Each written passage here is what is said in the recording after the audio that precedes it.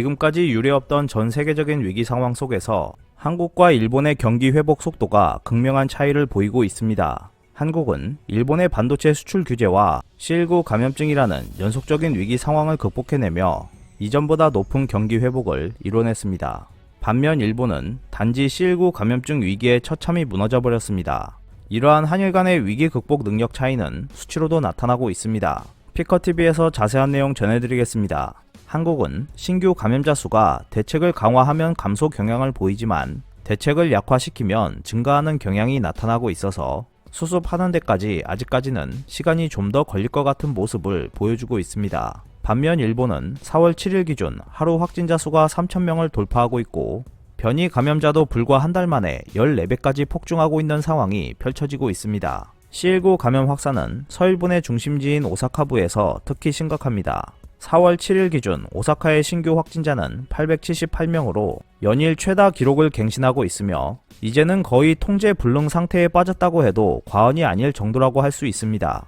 특히 간사이권인 효고현은 신규 감염자 중 75%, 오사카부는 54%가 변이에 감염된 것으로 확인되면서 확산이 급속히 진행되고 있는 것으로 분석되고 있습니다. 전문가들은 지금 추세라면 다음 달 1일쯤엔 도쿄를 포함한 수도권에서도 전체 감염자 중 변이 환자가 차지하는 비율이 70%를 넘을 것으로 예상하고 있습니다. 이런 상황임에도 일본은 경기를 살리겠다는 일념하에 방역 대책은 뒤로 하고 도쿄올림픽 성화봉송 행사를 강행할 예정인 것으로 알려졌습니다. 한국과 일본의 경기는 지난해 상반기에 크게 후퇴했으나 이후 회복세로 돌아섰습니다. 특히 일본보다 한국의 경기 회복이 뚜렷하게 드러났습니다. 경기의 움직임을 민감하게 파악할 수 있는 지표인 광공업 생산지수와 경기 동향지수에서 일본보다 한국의 경기가 좀 더 착실하게 회복되는 모습을 보였습니다.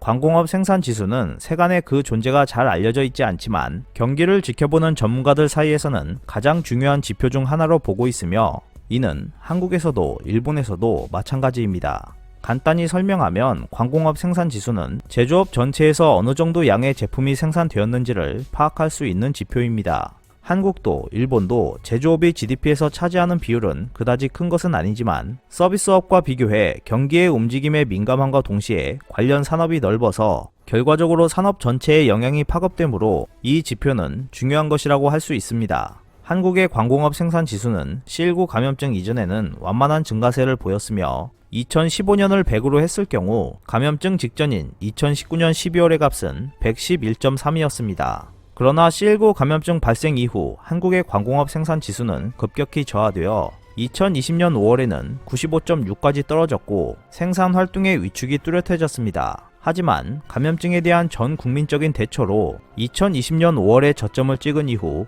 한국의 광공업 생산 지수는 증가세로 돌아섰습니다. 더군다나 지난달 말에 공표된 2021년 2월 광공업 생산 지수는 115.7로 나타나면서 사상 최고치를 기록했습니다. 다시 말해 한국은 여러 차례 C19 감염증 확산의 파고를 겪고 있었지만 그럼에도 불구하고 생산 활동의 회복, 나아가 경기 회복은 멈추지 않고 견고한 움직임을 보였다는 것을 확인할 수 있었습니다. 그렇다면 일본의 광공업 생산 지수의 움직임은 어땠는지도 궁금해집니다. C19 감염증이 발생하기 직전인 2019년 12월 일본의 수치는 97.9였습니다. 이후 2020년 5월에는 한국처럼 78.7까지 급락했습니다. 그 후 대체적으로 회복되는 모습을 보이며 2021년 2월에는 95.7까지 높아졌습니다. 그러나 한국과 일본 간의 차이는 분명했습니다. 한국은 감염증 발생 직전 수치가 111.3, 최근 수치는 115.7로 최근 수치가 4.0% 더 높아지는 모습을 보여줬습니다. 반면 일본도 회복되긴 했지만 감염증 발생 직전 수치는 97.9, 최근 수치는 95.7로 최근 수치가 2.25% 더 내려가 버렸습니다. 즉, 한국은 감염증 이전보다 높은 수준으로 회복되었다고 할 수 있는 상황이 되었고 일본은 경기가 제대로 회복되지도 못한 채 침체의 늪에서 빠져나오지 못한 모습인 것을 확인할 수 있었습니다. 다음으로 한국과 일본의 경기 동행 지수를 살펴보겠습니다. 경기 동행 지수는 경기 움직임에 민감한 여러 지표를 합성해 산출하는데 여기에는 경기 움직임과 일치하는 동행 지수, 경기 움직임보다 수개월 먼저 움직이는 선행 지수, 경기 움직임보다 수개월 늦게 움직이는 후행 지수가 있습니다. 이번에는 한일 간의 동행 지수 움직임을 확인해 보겠습니다. 한국의 동행 지수는 2015년을 100으로 했을 경우 2019년 12월의 수치가 113.4였습니다. 이 수치도 광공업 생산 지수와 마찬가지로 2020년 5월에 최저치를 찍었습니다. 하지만 이후 회복세로 돌아서 최근 수치인 2021년 2월에는 114.3으로 감염증 이전 수준을 회복했습니다.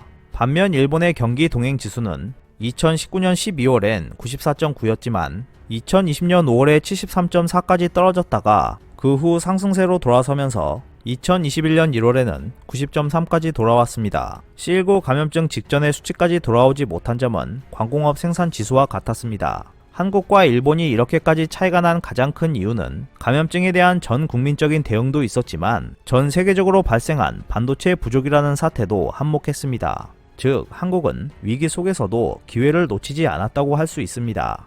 한국은 일본에 비해 반도체 의존도가 높은 편이어서 지금까지도 반도체의 동향이 경기를 좌우해 왔습니다. 그래서 일본은 지난 2019년 7월경에 반도체 소재 수출을 규제하면서 한국 경제에 타격을 주려고 했었습니다. 하지만 한국은 일본발 위기와 감염증 위기를 연달아 잘 극복해냈고 역대급 위기 속에서도 슬기롭게 대처하며 반도체 호황이라는 기회를 놓치지 않으면서 경기 회복을 이끌어냈습니다. 반면 일본은 감염증 위기 상황을 뻔히 지켜보면서도 속수무책으로 처참하게 무너지는 모습을 보여줬습니다. C19 감염증을 통제할 수 없어서 주변국 눈치를 살피며 대처하는 신용만 냈고 이 때문에 일본 경제는 그야말로 박살났습니다. 일본 반도체의 경우 현재 그나마 남아있었던 옛 도시바 메모리인 키옥시아는 미국 마이크론에 인수될 상황에 놓였고 모회사인 도시바마저 영국 사모펀드에 넘어갈 위기에 처해 있습니다. 또한 이 펀드는 도시바 주식 공개 매입을 통한 상장 폐지도 계획하고 있는 것으로 알려졌습니다. 일본을 대표하는 기업의 상장 폐지는 극히 이례적인 일입니다. 영국 사모펀드 측은 상장 폐지로 경영 판단의 속도를 낸다는 구상입니다.